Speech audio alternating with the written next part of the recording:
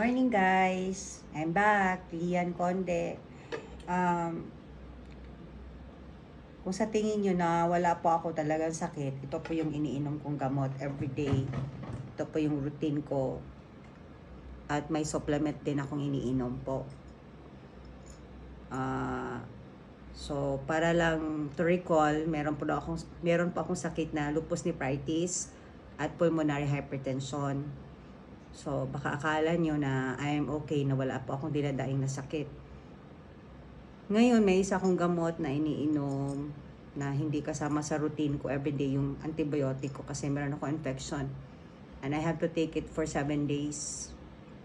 Tapos, pag may iba na naman ako sakit, may idagdag na naman na gamot. So, ganun po yun, guys. Iniinom ko po ito every morning, ganito kadami. Tapos, pag gabi, ang inom ko na lang ay itong dalawa. And then, kung mayroon pang ako ding ibang sakit, like hindi ako makatulog or allergy, kasama na yun sa iinumin ko bago ako matulog. Okay, so mag-aagahan muna ako. Thank you. Bye. Okay guys, I'm back. Tapos na po akong mag-agahan.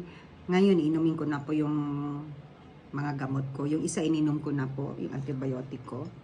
So this is for my bones.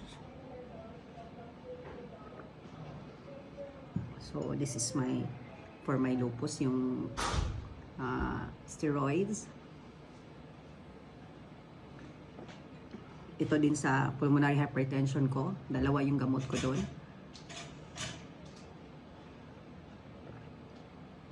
Ito din isa.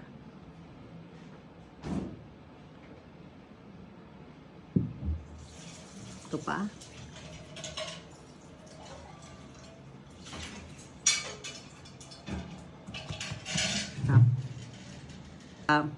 Lupus ko. Tapos ito po yung for the skin ko po.